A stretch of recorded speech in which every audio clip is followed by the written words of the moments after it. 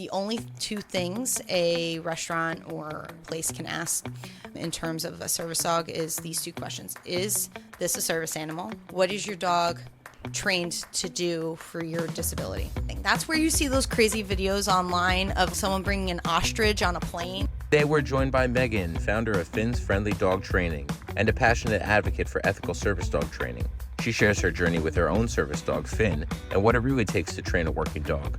We explore the differences between service dogs, emotional support animals, and therapy dogs, and how to build a strong, trusted bond with your dog. If you own a dog, are considering getting one, or want to get one trained, this episode is a must listen. Let's dive in. But they do have anxiety, happiness, sadness, fear. They have those emotions.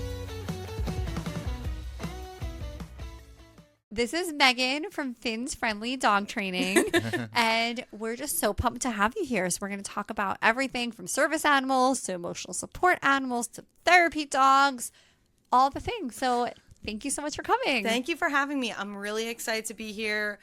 I'll try not to talk your ear off too much, but I'm really excited to discuss these things because not a lot of people understand the differences. So I feel like it's really important to get that information out there so that way people can be more educated, both for the people in the community who need it, as well as for people who don't necessarily need a service animal, but, see them out in public so that way they can make sure to act accordingly. Cassie and I are big dog people. We both grew up with dogs, so we're really excited for this conversation. Let's just start by having you explain your story, what Finn's Friendly Dog Training is, and how you got here. Yeah, of course. So I'm a very open and honest person, especially about this, because service dog training specifically it can be a very emotional and very personal experience. And Finn is actually my service dog. He's not on duty right now. But I got into this because in December 2015, my grandfather had passed away from lung cancer. And then not even about 2 weeks later, I think it was even less than 2 weeks, my mother was diagnosed with breast cancer for the second time. Oh my goodness. And it was an extremely difficult time. I have, for most of my life, battled major depressive disorder and high functioning anxiety. When people ask me what high functioning anxiety is, it's like on the outside, I look like a really productive person. On the inside, it feels like a dumpster fire sometimes. So that being said, I was away at school. I was like 300 miles away. It was extremely difficult. I wanted to stay home. They didn't want me here. They were like, no, you got to finish your degree. And I was just really struggling. I went to class and I did groceries. That was pretty much all I could handle. And at the time, my best friend Jen had a medical alert service dog because she has a lot of physical health issues. And she goes, Megan, you're so much happier when you're around dogs. You should really consider getting a service dog. And so I went through the process of doing a lot of research, looking at what are the best options, this and that, and ended up talking with my parents about it because at the time I was living with them. And we decided, you know what, Megan, they were like, Megan, why don't you get an emotional support animal? And then you'll go from there. If you feel like you need more than that, then that's something that you have to do. And I knew I was going to be doing everything myself. The ADA does allow owner-trained service dogs. So what that basically means is there's essentially 3 different ways you can have a service dog. You can go through a nonprofit, which can take sometimes 6 to 7 years, which obviously for me in that situation, I couldn't wait that long.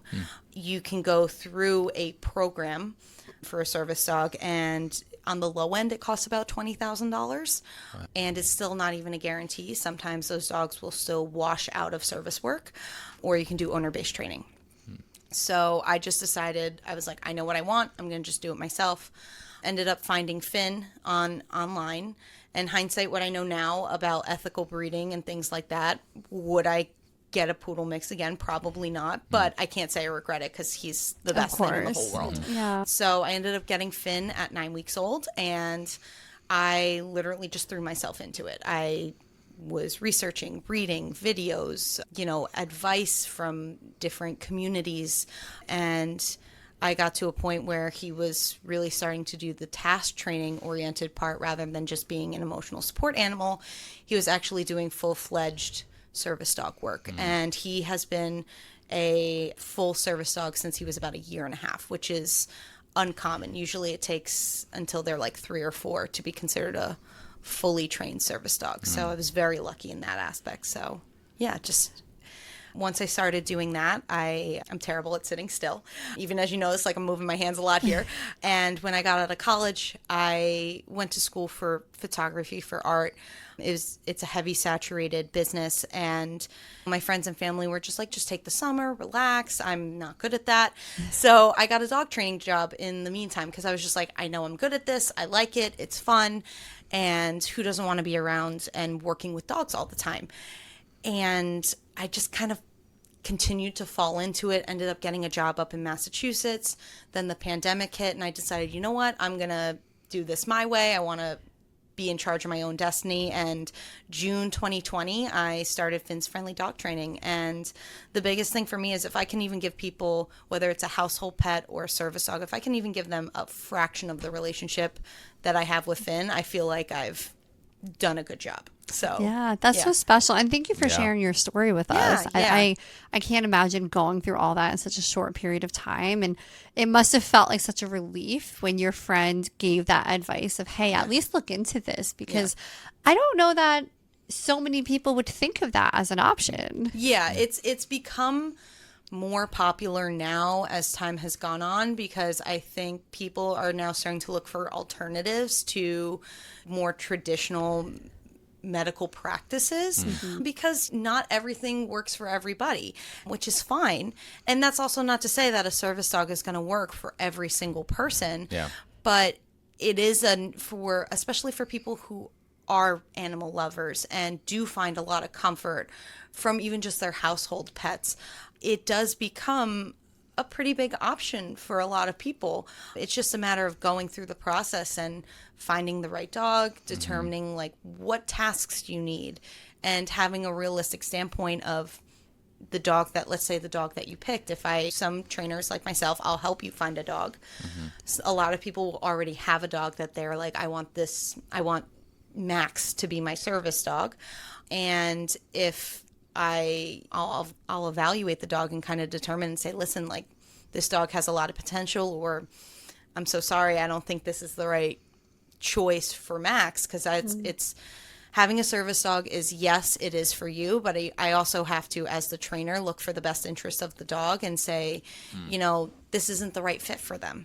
And being respectful of the fact that they are living beings. They're not, it's like a job. Not every dog is cut out for everything. Just not every person is cut out for every type of job. Yeah, that makes a lot of sense. And aside from personal loss, college, we see a lot, is a really difficult time for a lot of people, and having that companionship can be huge. But that relationship aspect, like you're talking about, making sure the dog's right for the owner and the owner's right for the dog, lifestyle-wise, all those things.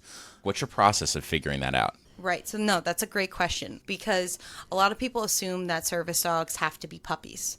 And obviously, does it make it a lot easier when they're puppies? Yes, 100% it does, because you're starting with a clean slate. That being said, doesn't always necessarily mean that every service dog has to be a puppy, because really what it comes down to is temperament, it's their drive, it's their connection with their owner, and connection can be built. But you will start to see, or at least what I've started to see as I've been doing this, I've been service dog training for the past, I think 7 years, not including Finn, but doing it professionally for other people. You start to see patterns in behavior of what's going to kind of be a green flag of, okay, this dog has the confidence, they have the drive and the desire to do these things. They're very in tune with their owner, versus dogs that maybe love their owner and love being with them, but they're very nervous going out in public, and they're not necessarily super driven to focus on different things. Does that make sense? Yeah, absolutely. And are you seeing a big difference between the breeds, or is it more just separate personalities? That's a great question. So ethical, and I get this all the time, ethical breeding versus rescue. Yeah, let's dive and- into Yeah, that, what because is you that? mentioned that with Finn. Yeah.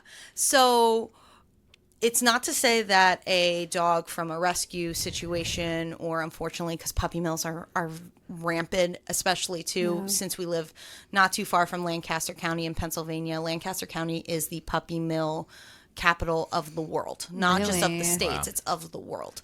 So that being said, unfortunately, a lot of dogs aren't well bred, and that actually can affect temperament and behavior. Now, again, that doesn't mean that a rescue or a dog from a poor situation can't be a service dog. It's just that when you go through an ethical breeder, which those breeders are really trying to preserve temperaments, behaviors, genetics for their health, you may have a higher chance of success than a potential rescue where you don't know the backstory. They maybe haven't been properly socialized, because obviously not all rescues go through bad things, but if they haven't gone through the initial first couple weeks of that socialization that ethical breeders will do, it can really cause a lot of difficulties if you're looking to make that dog a service dog long term. So it's really important. Usually people in the service dog community call it the big three. Is you'll see a lot of service dogs that are golden retrievers, Labrador retrievers, or standard poodles.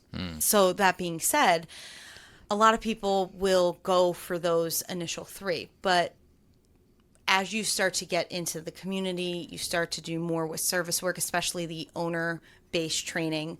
Not everyone goes that route. Some people do like poodle mixes. They like the doodles. There's a lot of misinformation about them out there. They are not hypoallergenic. It's only Really? one in every 10,000 is actually considered Really? hypoallergenic. What? The person who, and I forget his name, the person who invented the concept of mixing a lab with a poodle, because that was originally, it was the Labradoodles were the first ones to really have that mix. The purpose was that he was hoping to create a service dog that was hypoallergenic and biddable like a lab, but smart like a poodle. And unfortunately, because they don't have a breed standard, you're seeing Labradoodles that look like Finn, that look curly-cued poodles that look like just regular labs. And because there's no standard of health and temperament, you're getting a lot of dogs with different behavioral and health issues. That's why a lot of people who are really serious about getting a service dog tend to go the purebred route. And again, even with that being said, going the purebred route is a great thing to do if that's where you want to go, but it's also about finding an ethical breeder, because there are a lot of people who are AKC registered and, you know, let's just say have purebred labs and they have their lineage, but because they're overbreeding them so much, they don't actually fit the behavioral standards and the health standards that the dog should have. But once you have two AKC dogs, some people will just, it's unfortunate, but they'll breed for money purposes. So finding a breeder, especially for the most popular breeds, so again, labs, goldens, poodles, and non-service dog related, but like bulldogs, Boston Terriers, like the dogs that you tend to like think of when you think of breeds, a lot of them end up having genetic health issues if they're poorly bred. That's why I purposely say ethical and breed preservationists. So those are breeders that are truly trying to keep the breed alive, keep them healthy, so then that way they can have a better chance of having more success in whatever job they're doing, whether it's a livestock guardian dog, a service dog, a guard dog, therapy dogs. Dogs were originally bred with certain jobs and they had certain, and that genetics and that behavior play into who the dog is, what their behaviors are.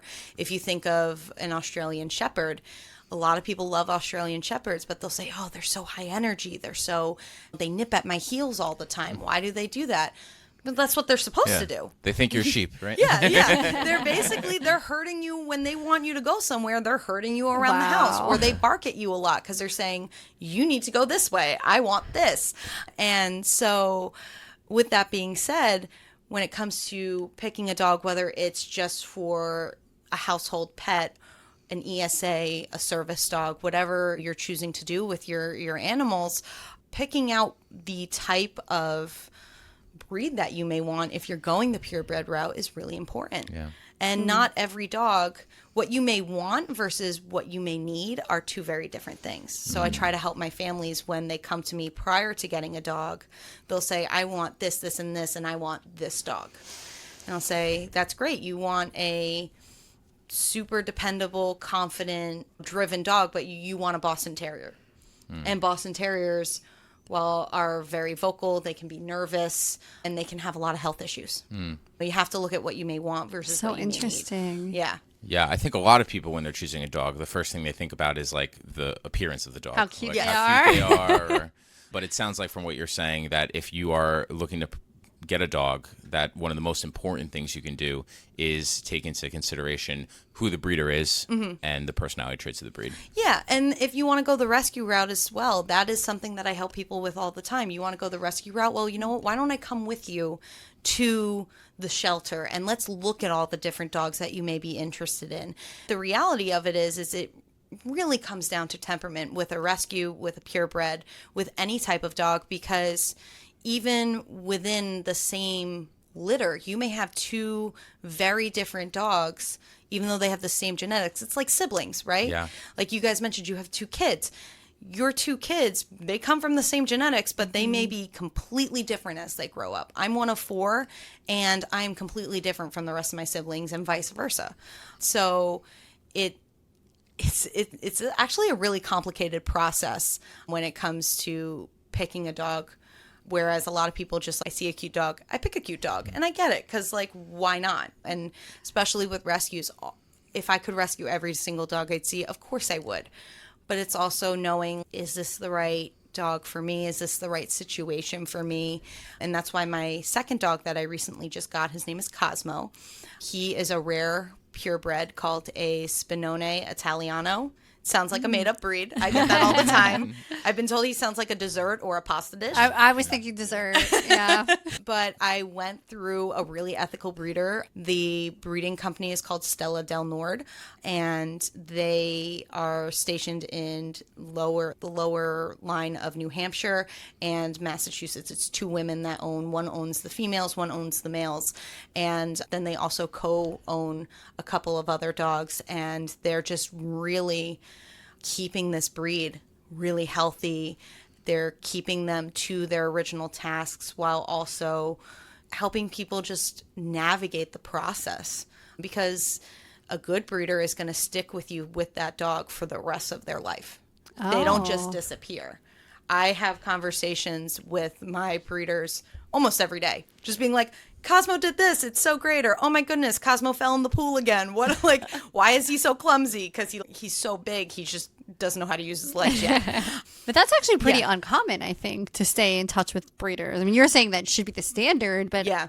I feel like most people, they don't. Yeah, that's the thing too. And Yeah. obviously my breed, the breed that I chose, they've only been in the States for I think about 30 years. I'm not 100% sure, but they haven't been in the US that long. So there's only a handful of breeders in the US that breed this specific dog. But the more common breeds of dogs, so let's take labs for example. If you've got 100 lab breeders in the country, only about 5 to 7 of them are really ethical breeders. Wow. That low. It's I'm pushing it at 10. Wow. It's because unfortunately people see dogs as a money-making thing, and they don't do it for the health and temperament of the dog. That's why if you think about it, a couple decades ago, labs were very calm, they were very relaxed. As they've continued to be bred, you're finding a lot of labs, whether they're English or American labs, they're a little more high energy, they're a little more neurotic, they're a little more nervous, because they're not being bred for temperament, they're being bred to make money. Sad. It's terrible, and it's very hard because there isn't a lot of regulation on breeding dogs. Every state is also a little different. They're trying in different states, and even on a national level there are attempts, but a lot of it gets shot down because economy-wise people aren't concerned necessarily about the health of the dog. They're more like, oh well, we're making a lot of money from breeding puppies A and B. So can we go into a little bit more detail about what separates like an ethical breeder versus just like a normal, maybe a breeder who's more interested in the business side of the industry? Yeah, absolutely. So there is something with breeds called a breed standard. And people think of that when they hear the word breed standard, they think of show dogs with like poodles with their fancy cuts and the poofy hair. And that's not as much what's important in terms of breed standard. Breed standard is about not just the temperament, but it's the physical structure of the dog. It's their temperament. It is their coat health. It is for certain breeds have maybe eye issues. It's making sure that you're doing everything you can to make sure that they are as healthy as possible, both from a behavioral and a physical standpoint. A breeder that breeds just for looks, that breeds mixes, so any doodle is not considered an ethical breeder in the breeding community. A great example is Australian Shepherds. They have all different types of colors, right? You've seen them. They're like a rainbow of dogs, right? They have all different. And they're very beautiful. They're gorgeous. Yeah. They're gorgeous dogs. But that being said, they have something where some people will breed two Merle, because that's like a type of color. They'll breed two Merle dogs and they'll get a double Merle, which is like mostly white. They've got the blue eyes. It's like they're beautiful, but they have so many health issues. They usually go blind. They have like joint issues. They're not bred for the purpose of keeping the breed healthy. They're bred because they look good. Certain breeds may have genetic anomalies. I actually have a friend who rescued a purebred Dalmatian who did not live up to the breed standard at all. But she rescued him. And first of all, she found out the rescue that she got them from, because he was a breeding dog. They passed him around to dozens of different breeders around the country. His name is now Bandit. He lives his best life with his owner Molly.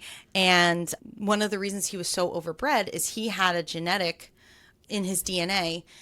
Dalmatians usually come in black, like the black spots or the brown spots. But there is a genetic condition where sometimes they come out with yellow spots. Wow, I've never heard of that before. never seen a yellow Yeah, they're very uncommon. It's out of standard, and the reason they're considered out of standard is because usually the dogs that have the yellow spots can also develop health and behavioral issues later on. They're more likely to than the black and the brown. Again, that's not to say that a dog that is a yellow Dalmatian is going to be bad, but their health risks are a lot higher. And unfortunately, because Bandit had this gene in his system, even though he's a black and white Dalmatian, they sent him from breeder to breeder. He's got hundreds of children all over the United States because of that. Unreal. Just Wow. because he has that genetic trait. Ethical breeders will not just say, oh, we've got a health guarantee, and it's just like a check from the vet being like, hey, they got all their vaccines. They are doing everything they can to make sure your dog is healthy from the moment that dog is born. You know, certain breeds need to get hip testing. They need to get joint testing, eye testing. And obviously some of that they can do early on with puppies, but a lot of it you have to wait a couple of years. With male dogs, they'll tell you, don't neuter that dog if you don't have to. Try to wait until they're 2 or 3 years old to give the males in particular better bone density. Females, a lot of them will recommend let them go through one heat and then not breed them, and then spay them, because that's what's going to be healthiest for them long term, to be able to go through those things. If it's an ethical breeder, like I said, my breeders, I'm talking to them all the time. Maybe not every day, but at least a couple times a week. I talk to them all the time. I give them updates. I'm in a group with all of the other owners that they've worked with, they've had. I'm actually going up this weekend to a dog training event for his breed that they have been hosting up in Maine. And it's a real community. Your breeder is going to want to be in contact with you all the time. They're going to want to know how things are going, if there's an issue, if there's a health thing. Because if there is, let's say, let's say Cosmo, heaven forbid, he's got a joint issue. They want to know that, so then that way they're making sure that they're eliminating that issue in litters down the line. because they need to see, is it a genetic thing? Is it a one-off? Is it just maybe I'm not doing something right with him? What if I'm not exercising him enough? Like, those are all things that they look at to make sure they're keeping the breed healthy. I'm doing what I need to do by the dog's, like what the dog needs. And a lot of breeders too, if they're ethical breeders, if they don't think you are the right, like what you want versus what you need, if I actually had to meet my breeders in person before they even considered letting me have one of their dogs. They really Yeah. care. Yeah, they really care. Yeah. It's not, they're not here to just make some money and walk out the door. A lot of times breeders don't even make as, like, true breeders don't even make that much because they're doing the testing, they're doing the health, they're giving them high quality food. They're doing a lot of this stuff to make sure that they're keeping this breed alive. A lot of breeds wouldn't actually exist if it wasn't for ethical breeders. So any dog that you think of with the more smushed face, so like pugs, Boston Terriers, bulldogs, they evolutionarily would have been extinct by now if it wasn't for ethical breeding. It's just those breeds have become so popular, they're also Yeah. poorly bred as well. Right. That's the tough part. Yeah. Yeah. So the 7 out of 100 breeders, right? That figure that you gave earlier. Like, how do you find those people, and what questions do you ask on an interview when you're looking for No, breeders? that's a great Yeah. question. So one of the biggest things, the purebred community is both a really great tool and can also be very stressful because people are very opinionated. Everyone thinks they're right. People are very defensive about who they choose as a breeder. They're defensive about their own dogs. And it can be a little toxic, I'm going to be honest, because people can be very intense about it. But one of the best things to do is really reaching out to your community, right? A great place to start is going to the AKC website. Now, not all AKC breeders are good breeders, but you start from there. Let's say I want a lab. They're going to have a list of, let's just say 10 different breeders that, you know, are AKC standard breeders. I can then go through each specific breeder and look at what they're about. Are they doing the health testing? How often are they breeding their dogs? Most ethical breeders only breed maybe 2 litters a year. A lot of breeders that aren't really in it for the health of the dog are breeding as much as possible. They're breeding really young. They're breeding a mother and a son. They're not breeding down the line where there's less of genetic matching. There is going to still, of course, be a little bit of a percentage where there is some inbreeding. There has to be with dogs, or else like you're developing a completely different dog. But the percentage should be really low. I think the average is about 6 to 7%. And the more rare the breed, the less likely, from what I've noticed, and again, this is, maybe take this with a grain of salt, but the rarer the breed, the less of the percentage I have found with the inbreeding, because there's not as many breeders breeding for money and breeding for the purpose of just making a living. Because those breeders really care, so they're going out of their way to give you the best matches possible. Cosmo's father actually came all the way from Europe. They talked with a breeder there, and he was sent here a couple months old. He now lives with one of the women, and he's great. His name is Lucian, and the mother is co-owned by someone in Pennsylvania, and that's where the litter was actually born, was actually in Pennsylvania, and which truthfully was lucky for me, because then I didn't have to drive up to Massachusetts. Yeah, or go to Europe. Yeah, or to Europe.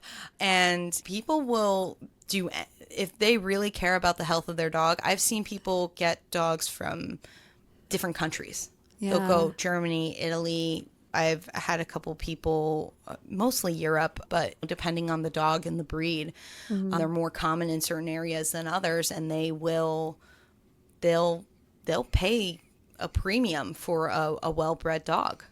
And I get it. Some people think it's crazy, and I get it, because it is a lot of money for an animal, but I want this animal for a really long time. I want them to be happy. I want them to be healthy. I want to give them the best chance possible.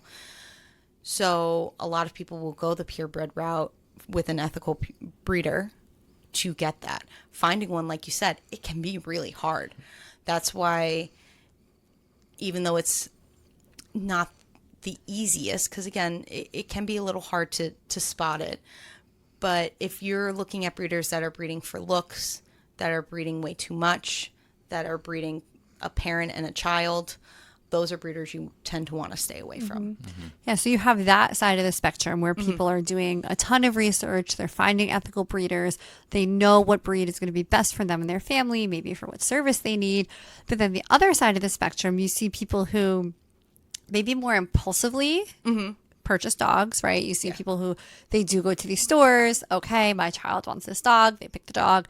And we have seen in the mental health space people who feel like, okay, this dog is going to help my mental health, but actually it ends up being very stressful to them. Yes. I've had people who I had one client who had 2 full-time jobs, and this dog was home by himself all day, every day. And eventually she had to give the dog to someone else because she couldn't take care of the pet. And it was so traumatizing to her. And I would love to speak a little bit on that, of people who maybe don't understand the research or what goes into it, and how absolutely. you see that impact their mental health, but in a negative way because they don't understand that. Absolutely. I think a lot of times people see dogs as just this endless pool of love. Dogs just want to love you and be loved. And that's what you see on TV. That's the dogs you see in public. They're super friendly, they're super loving, but that's a small percentage of dogs. Think of it like a bell graph. 10% of dogs are just nervous, aggressive. They can't be out. They're just terrified of everything. You've got the 10% that you see out in public, like Finn, happy to be here. They're content. These are the dogs you're seeing out and about in like dog friendly areas. Then you have the 80% where everybody else falls in between. And I understand the desire to have a dog. If, like I said, if I could, I would pick up any dog that I saw and be like, okay, I'm going to take this home. Bye. See you later. But it can play a really negative part in people's mental health if they're not prepared for what it's like. I have had families who have told me that having a puppy is harder than having a child. And I've had some people get very upset when they've heard that because obviously parents are like, there's no way that's as hard. I think it can be as hard. I think it depends on the dog. I think it depends on the dog that you pick, because it is very stressful when you have a situation, especially with a puppy. You want to do everything for them, but you can't be everywhere at once. You can't pull from an empty well when you're already trying to do so much for your friends, for your family, for your job. And a lot of times people feel getting a dog is the solution, and it's not. That's trying to add something to cover up a symptom. It's not addressing any problems. Because if you're willing to get a dog and you want to get a dog, it is a big decision. It is a living animal. We don't see it the same way we see children. And I understand that. I'm not knocking that. I know having children is something extremely difficult. I do not have children at this point. But I also know from the dog perspective, like, this is a living animal. If you're putting this dog in a situation that's not right for them for your own self-interest, how is that fair? Right. I think it's an expectation issue. Yeah, like they absolutely. think I'm going to get this dog. It's going to be so joyous, all these things. But then they realize, oh, yeah, it's not great for the dog to be It's a lot of home work. all this time. Or I do have to walk the dog. Or maybe I have an apartment, but I got a dog that needs a lot of space and needs to run around. Absolutely. And I can't go on a 3-mile walk every day. So Right. I think doing that research ahead of time, knowing to do that is really major. Yeah, and I'll even say, like, people will say to me, like, oh, Finn is so perfect. He's such a good boy. This took, like, a long time to get him to where he is. I was very lucky in the fact, because, like I said, he is a poodle mix. What I know now versus then is very different. But I was very lucky with his temperament. I really lucked out. I've had my mom says all the time, I would like a Finn, please. I'm like, I couldn't replicate this even if I wanted to. I can't. Every dog is different.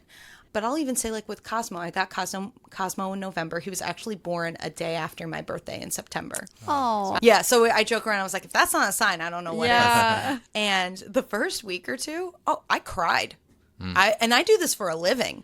And I was just like, oh my God, what have I done? This is too hard. I can't do this. That does sound like having kids. It does sound like What was I thinking? Should I give them back to the breeder? Am I doing the right thing by them? Am I Aw. taking care of them the right way?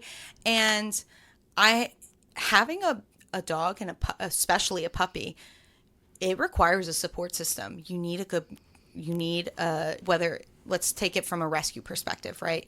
So let's take the breeder aspect out of it. You need a good groomer. You need a good vet, your friends and family, a dog walker. You need to know that if you're struggling this much with a dog, because it can create a lot of negative stress on you, you need to reach out to your friends and family. Ask for that help. It can be a little hard because people think having a puppy and a dog is easy. It's not. Yeah. It's not. I have had one dog at a time. I've had families who have, or one puppy at a time rather. I had a family that I just met recently. They have 2 puppies at the same time. And they're going nuts. They're like, what are we doing? I can't believe this. I just didn't want to go through puppyhood twice. We're older. And I'm like, and I understand, right? I understand the idea behind it, but you're also making your life 10 times harder than it needs to be. Yeah. From a dog expert's perspective, how does someone know that they're ready to jump in and get a dog? Usually what I recommend for a lot of people, which again, this recommendation usually comes post getting a dog, because like you said, sometimes people just have that impulse. I see a dog, I want a dog, I get a dog. But if you have people that are really thinking it through, talking to a vet beforehand, talking to multiple breeders, talking to a trainer can really make a difference, and just adjusting expectations, because expectations versus reality are 2 very different things, especially with puppies. Even the most well-bred puppy can have a lot of issues.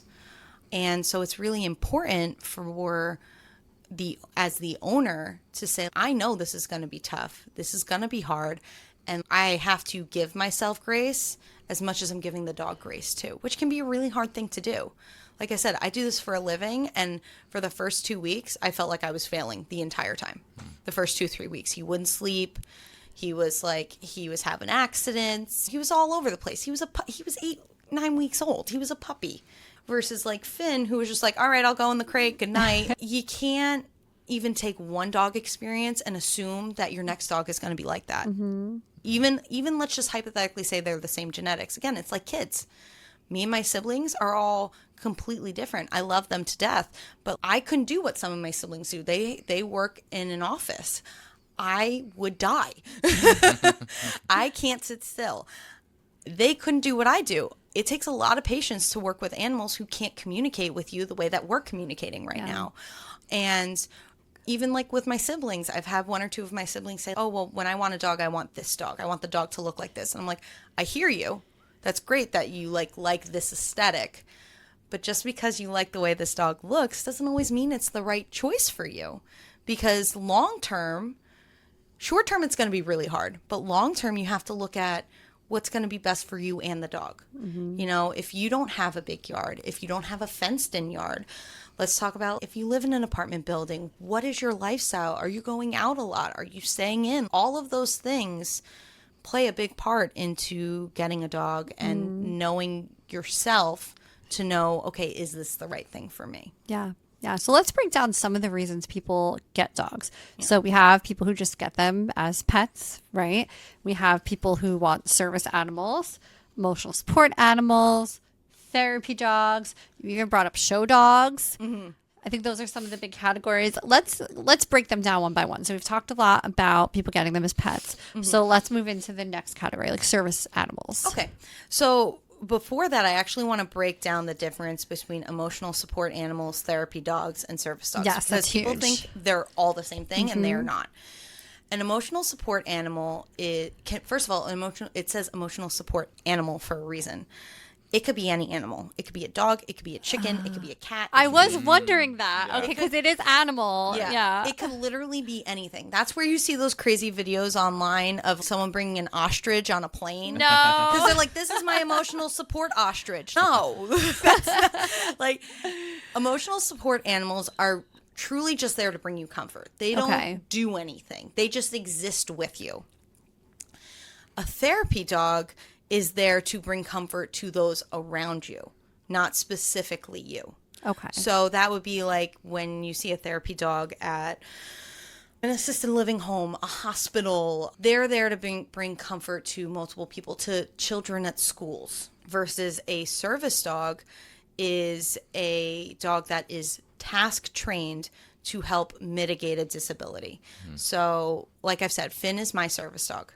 He's been a service dog since he was a year and a half. He's going to be 9 in September. Try again. 9 in November.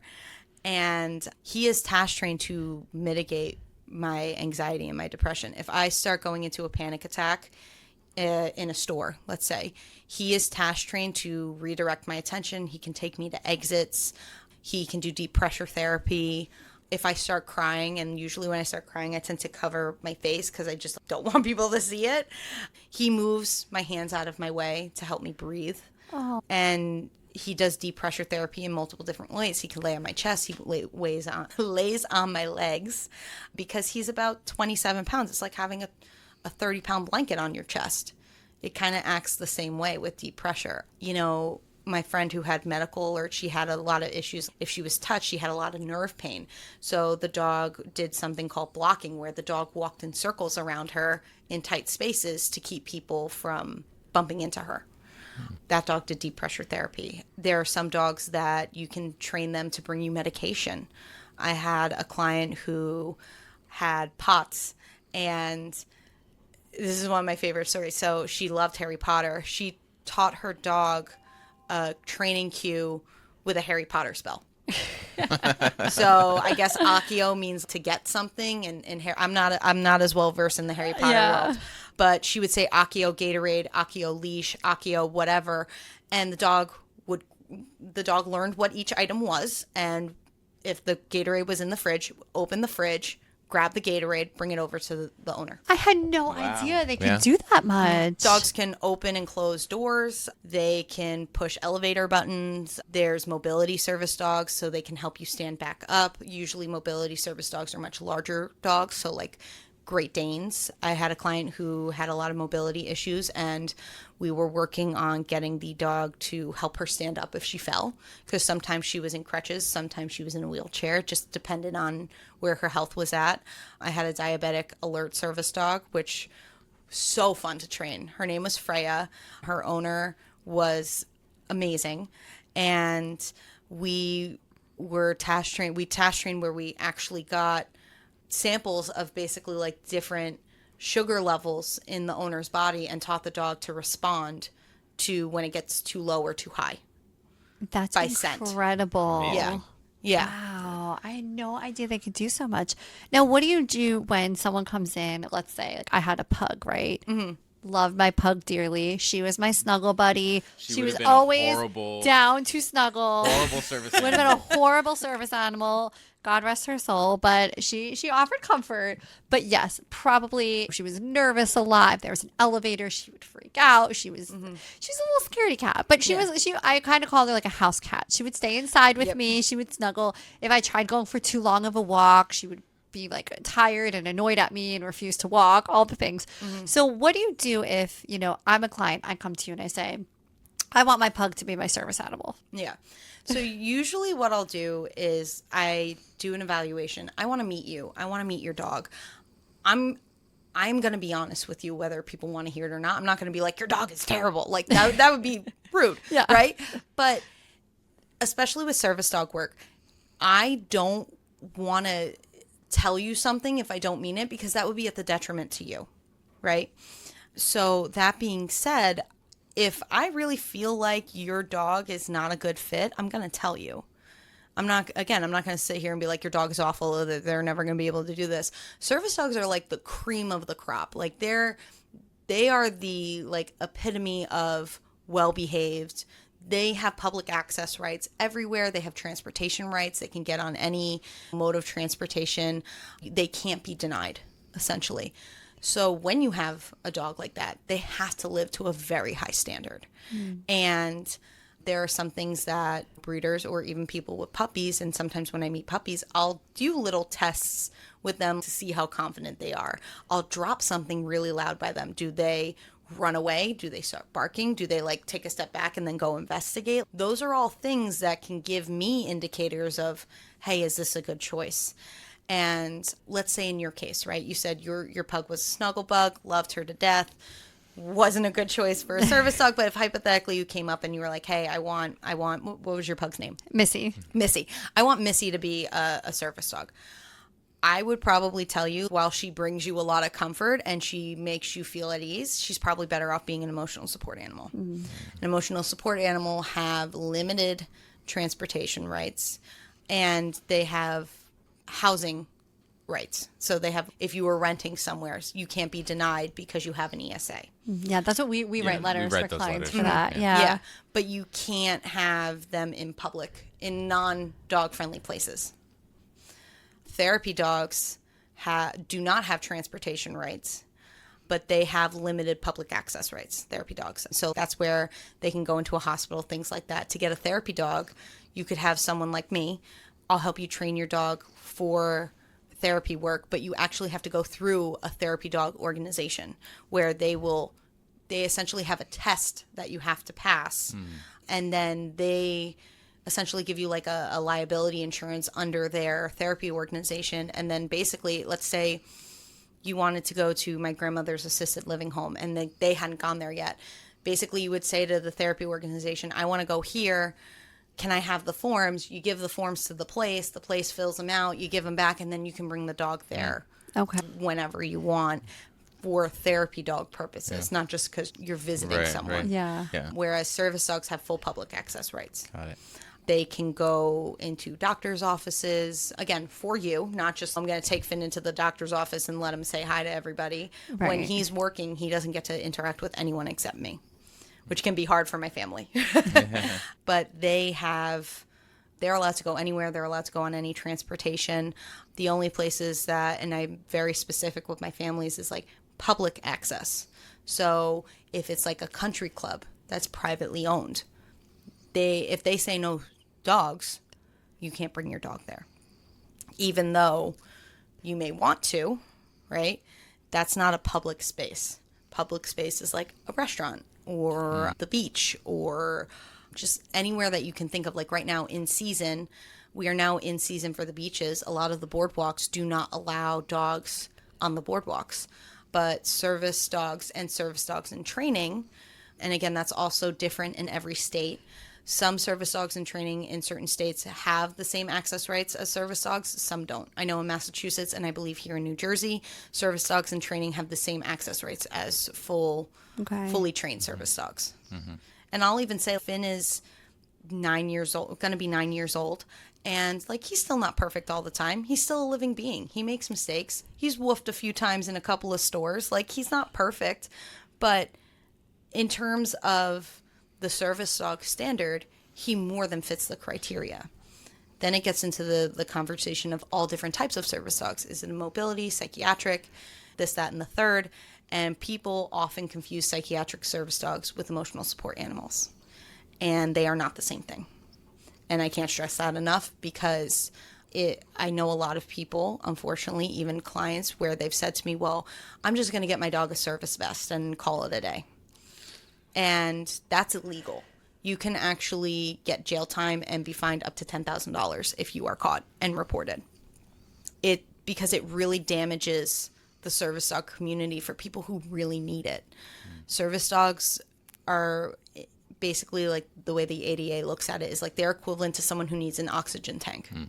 They're medical equipment. Of course, you still love them, right? You don't hug and snuggle your oxygen tank, but you know, they are medical equipment. That's why it's so important not to distract service dogs when you're out in public. Yeah, so somebody with a mental health issue that they're facing, how do they know what would be better, maybe an emotional support animal or a psychiatric service dog? What are the differences between those two?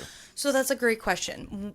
One of the biggest things when I've been asked that is, if you didn't have a dog, could you function? And people say, well, how can you not function without a dog? It's relatively easy. Like I said, before I had Finn, I was doing the bare minimum of living. I wasn't living. I wouldn't be here if it wasn't for Finn. That's how much Finn saved my life. And I'll say that until I'm red in the face. An ESA, they bring you ease. They bring you comfort, right? But they're not doing anything. There's no specific tasking that they're doing. And just being around them automatically creates ease, right? A service dog is making it so that you can function in society. I have had a lot of people who had agoraphobia, especially after the pandemic, where they were so nervous to go out. The only thing that brought them comfort was when, and made them confident enough to go out in public, was when they had that service dog with them, because it gave them the ease of, it's almost like an emergency inhaler. I sometimes compare it to. Yeah. This isn't a perfect example, but I always, if I'm about to have an emergency, an ESA is not going to help me. Service dog is going to be right on my toes and be like, all right, this is what I'm going to do for you. This is how I'm going to help you. I've got your back. Just like an emergency inhaler. You start having trouble breathing, you use that inhaler, you're good. That's the biggest difference between a psychiatric service dog and an emotional support animal. Does that make sense? Yeah, Yeah. that makes so much sense. So what do you do if, going back to the scenario of someone brings a pet to you, you say, you know what, that really can't be a service animal, but they still want one. So what does the process look like? You help them find a breed like we've talked about. Right. What do they do after that? What does the process look like of getting them certified? And how long does it take? So service dog training usually takes 2 to 3 years. Time. Yeah. So I worked with my service dog clients for a very long time. I have a handful down here right now that I've been working with for different types of needs. The process is a little different for everybody, right? Because like I said, it also depends on the type of service dog you're getting. But if you have a situation, like you said, Missy can't be a service dog, Missy the pug, a lot of times I get pushback because they're like, oh, but my dog is perfect. My dog is so great. Listen, everyone thinks their dogs are perfect. I think my dogs are perfect, but I also know they're menaces to society sometimes. Oh, I was the first to admit that she was that she was a nut. Actually, it was when Brandon first met her, because he had like the lab and the loyal and the trained, and then I had this little foo-foo pug who would kind of be doing her own thing. And She was he's doing laps around your couch. He's what is with your dog? I'm like, what? She's totally normal. And then, I was like, okay, well, Okay, well, maybe not. she's special, but we still love her dearly. You do get a lot of pushback because people think their I can dogs see are that. flawless, Yeah. right? And this is where I tell people, listen, if you want a service dog, and I'm not telling you this just because I want to help you find another dog, or I'm telling you this because it's the best thing for you and it's the best thing for your dog.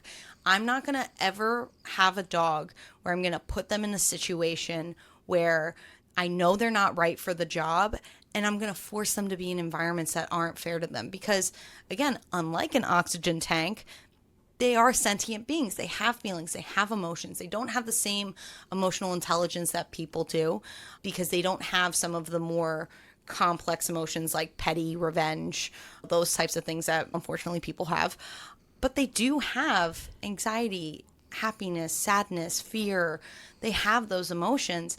I am not going to tell you, make your dog a service dog if it's not going to be right to them. And usually when I say that to people, that is usually enough to get them to like take it into consideration, because they don't want to do anything that's going to be bad for their dog either. So usually it's one of two routes. People want to look at getting a rescue as a potential service dog, which I tell them usually will take a lot longer. Or if they want to go the purebred route, there's a couple of different ways that you can do it, where there are purebred rescues. There are purebreds where you go through an ethical breeder. Sometimes ethical breeders will adopt out their older dogs rather than having a puppy. Maybe you look at getting a breeding dog that's no longer being bred, and a lot of good breeders will still keep their non-breeding males and females, but some can't, just for space and purposes of things like that. Some will do like co-owning. There's a bunch of different things that you can do. And when that happens, then from there, I would then reassess the new dog and then say, all right, listen, this is going to be a long process no matter what we do. Like I said, Finn's an anomaly. I got him a year and a half, he was ready to go. I have my other dog, Cosmo, who is a service dog in training technically, because he's doing a lot of public access, and he is not going to be ready in a year and a half. I can tell you that right now. He's a great dog, and he is definitely more of a challenge than Finn is, which I wanted, and I picked this breed on purpose for a lot of their qualities and their drive. But he's going to take a couple years, and I'm well aware of it. It's I think the biggest part about service dog training is telling people what they're going to get into, because they need to know it's not just, people see the dog from Full House. What was his name? Comet, I think. Oh, I don't even know. Some they see TV dogs and they're like, oh, all dogs are That's like so that. easy. Yeah. Like, it's so easy. Look, they have a puppy, now it's an adult, like a couple like episodes later in the Yeah. season. And they're like, look, this dog's perfect. That's And normal. I'm like, Yeah. that's not it.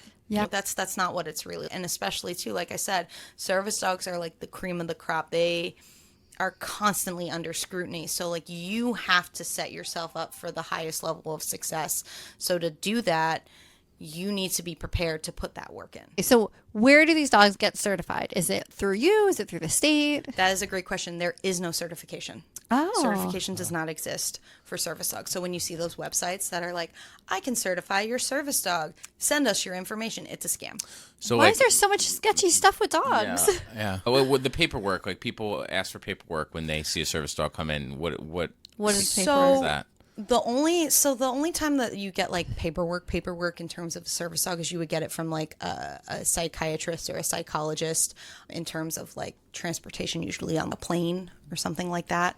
But there is no actual certification because for a couple of reasons. One, like you guys are well aware of HIPAA, obviously with what you do.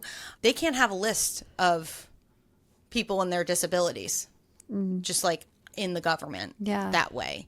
For service animals. And also because service animals are so different, like I said, there's so many different kinds. There's seeing eye dogs, there's epileptic, there's psychiatric. They can't say this seeing eye dog is a service dog, but your psychiatric service dog, because they don't do the same thing, isn't a service dog. So I guess then what's to prevent somebody from just buying the vest? And I know you said you can get in a lot of trouble for that, but if there's no certification or anything, then there isn't. Yeah. So when do you decide, okay, dog Cosmo can get a vest and he can be a service dog now? So that's a great question. So what it really comes down to is what happens a lot of times is people will they'll get vests that are just, and it'll say service dog and training on them. And then eventually they'll have one. I should have brought Finn's vest. I forgot it today. Oh, That it's just okay. says- He's off duty. Yeah, he's off duty today. Take it a break. He lives a very rough life. RUFF rough, right, buddy? I see that. He has like a vest that just says service dog. Not all disabilities are visible. Please don't distract, things like that. Once you get to a point where you're starting to feel more confident having your dog in public places that are not dog friendly, that's when you'll start wearing the service dog and training vest. Because also legally, service dogs are not required to wear a vest. People think they are, they're not. Yeah. The only two things a restaurant or place can ask in terms of a service dog is these two questions. Is this a service animal? Which obviously you're going to say. In my case, I would say yes. And then what is your dog trained to do for your disability? Okay. And then I would tell them he does deep pressure therapy. He brings me to exits, whatever it is that he does. And that's what he's task trained to do. And that's all they're allowed to ask, because they're not allowed to ask, well, what's your disability? Well, why do you have a dog? Why aren't you doing something else? Because that, again, becomes like a HIPAA thing. It becomes a violation of someone's medical privacy. And so it becomes a very gray area. And unfortunately, there is nothing that we can do to stop people from just being like, oh, this is a service dog. That's why you can go on Amazon and just buy one. It's terrible, but it's something that has been constantly something people are trying to deal with. But it's one of those things that it's just, it is so hard. And that's why they call it, the service dog community calls it like fake spotting, when you can fake spot a service dog. Because fake service dogs actually can be so detrimental for the community, because let's just say a restaurant that has a bad experience with a fake service dog will then try to say, oh, no service dogs are allowed in here. And legally, they can't do that. Legally, they can also get fined, and they would have to go through like a course and all these things. Yeah. So it's a really complicated situation. Yeah, it is. It's interesting because you said like a therapy dog, right, has to pass a test and everything like that. Do you think like in the future they may have something that comes out for service dogs? There have been a lot of talks in different communities of there being some sort of like national exam type thing. But again, it's hard because then it goes to the fact of some dogs are from programs, some dogs are owner-based trained. Which means, and every trainer, and this is actually a huge problem in the dog training community, is again, everyone thinks that their method of dog training is right. No one's willing to admit that, oh, well, maybe I'm wrong about this, or maybe I could learn more. I'm a firm believer in there's no way I'm right all the time. Right. I may argue that with my family, but there's no way I'm right all the time, right? So that being said, like, I'm very open to learning more methods, different opinions, things like that. But a lot of the dog training community, not just the service dog training, they're very closed off. They're very, I train this way. This is the right way to train. There's no other way to train.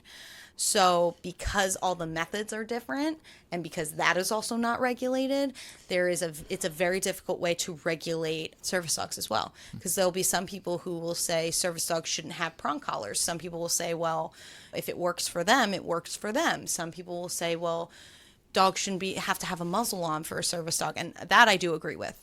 If your dog has a bite history, they're automatically not allowed to, that's actually in the ADA, they are automatically not allowed to be a service animal.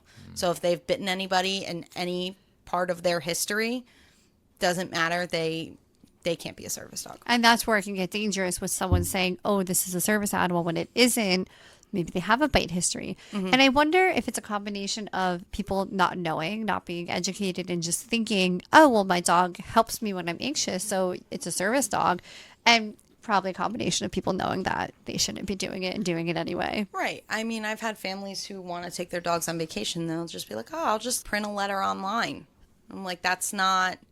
And I've said to them, I had a family say that to me the other day, and I've said to them, I said, listen, legally speaking, I have to tell you, don't do that. I was like, that's not, and I said, it's not right to the people who really need it, because it puts them in a tight spot. Because now, with all of the crazy things you've seen on, like, people, like I said, people bringing in ESA ostrich on a plane, service dogs now have a hard time getting on certain airplane, like certain companies will like make you go through the ringer to just prove you have a service dog. Well, because you're almost making a joke out of it when you do something It like is, that. yeah. It's become a huge joke, and it's not fair, because people who really need it are being put in these incredibly difficult situations where it's, do I go out and live my life and be in a state of stress and fear all the time because I can't bring my service dog somewhere, or am I bringing him places just knowing my life is going to be extremely limited? Right.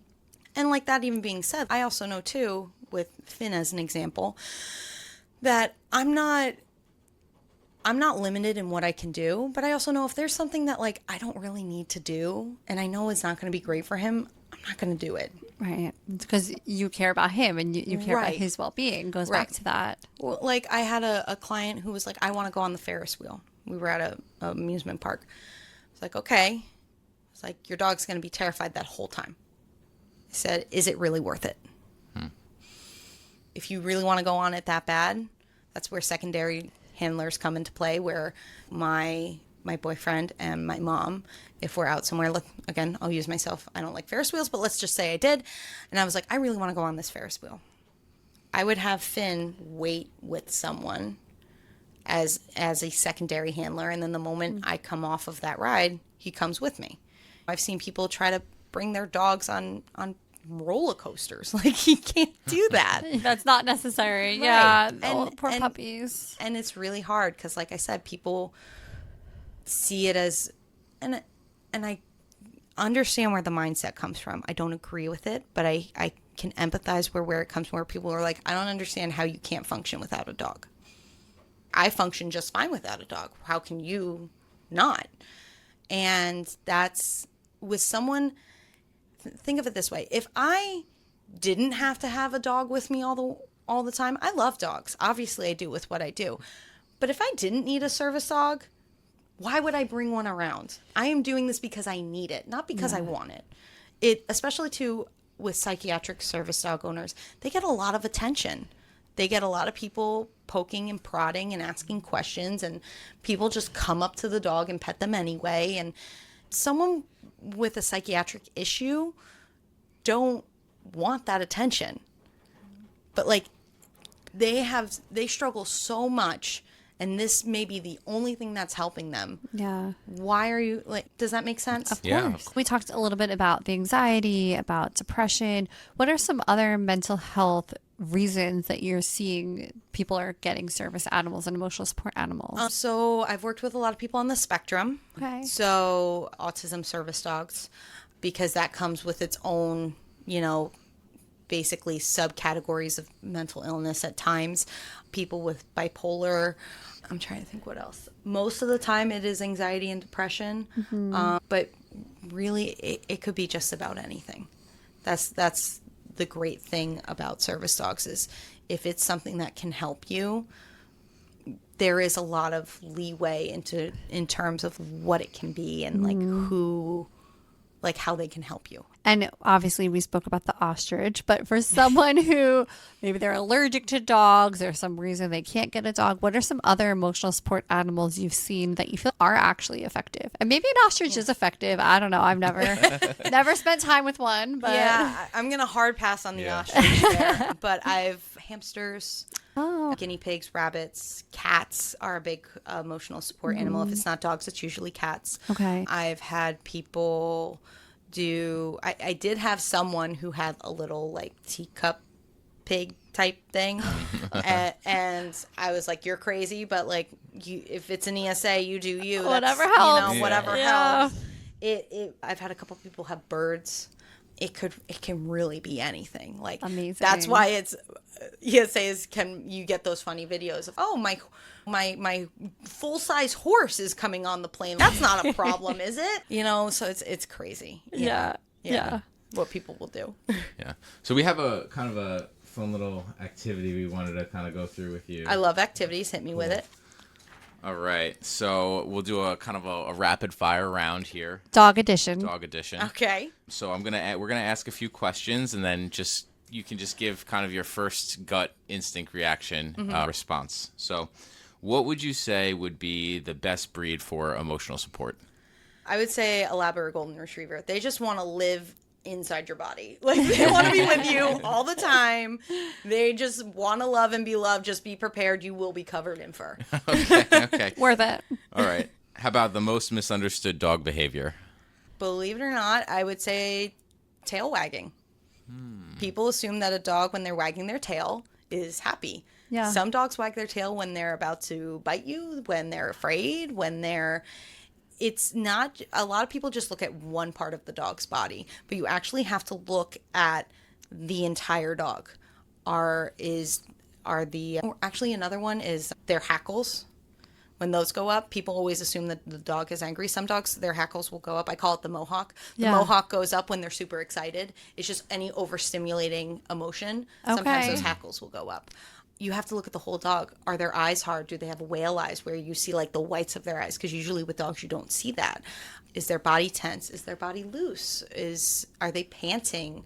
Are they showing teeth? Are they like doing that little lip grit like thing where they like do this? Yeah. I didn't want to do it on screen, but it's already on there. Yeah. Are they doing those things? You have to look at a combination. It's body language with people. If you just look at one thing on a person's body language, you could assume that they're angry. Or people always say your arms are crossed, that means you're closed off.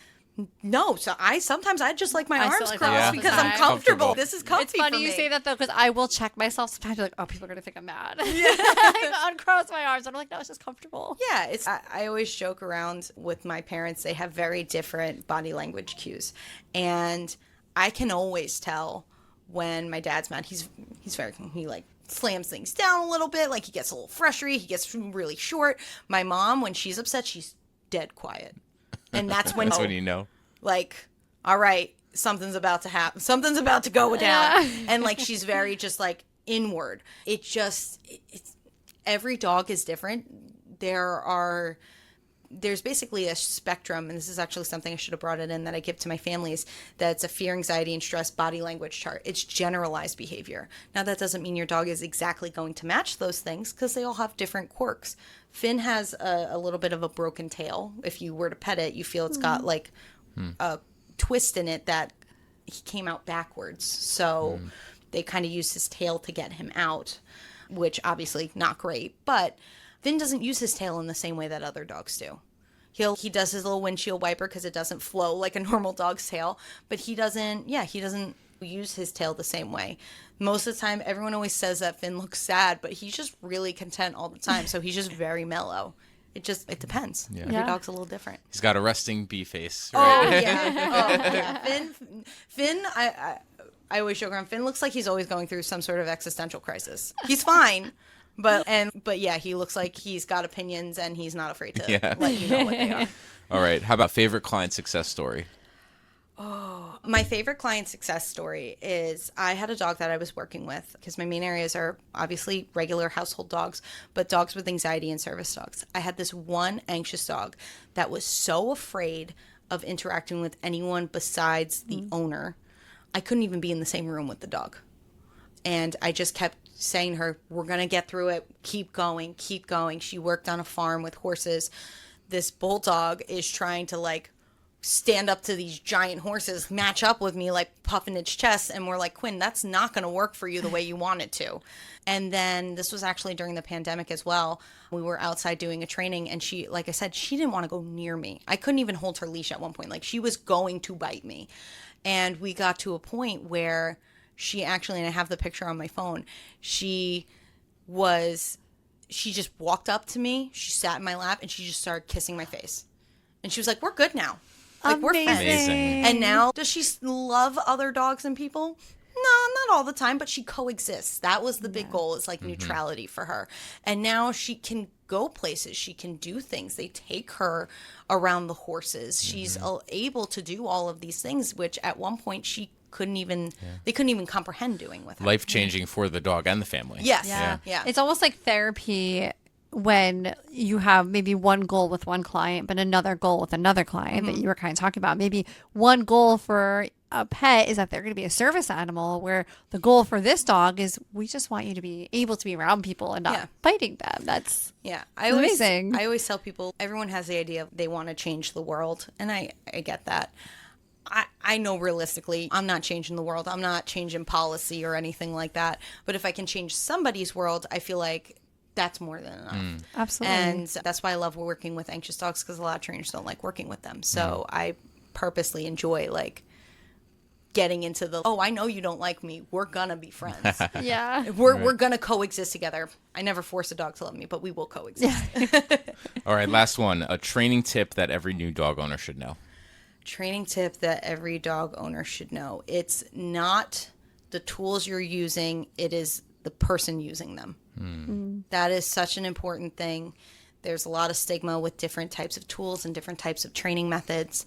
I'm a firm believer in LIMA, which is least intrusive, minimal aversion. You start off with the least intrusive things, and if you need to, you work your way up. But it's all about how you use it. People don't think about it, but a leash is a training tool. A collar is a training tool. Treats are a training tool. E-collars, prongs, muzzles, those are all different training tools. You need to know how to use them properly, but you need to be ready to say, hey, I'm learning this and like I'm going to make mistakes, and that's okay. But you learn from it and you continue to move forward. Yeah, love that. Well, thank you so much. This has been Thank you for so having much me. fun. We have learned so much about dogs. Great conversation. Yeah, this is great. How do people find you if they maybe have a dog they want trained or need some help picking a breed? So I am on social media. So I'm on Instagram and Facebook. You can also go to finsfriendlydogtraining.com. Or honestly, I tell people all the time, you can give me a call. My phone number is literally, it's my work and my personal phone number. So it's 732-440-9249. So people can reach out anytime, even if they don't need training, but just have a dog question. I'm always just happy to answer if I can. I can't always answer phone calls just because I'm in and out of lessons all day, but I'm always open to answering a text message as soon as possible. So Awesome. Awesome. Thank you so much. thank you.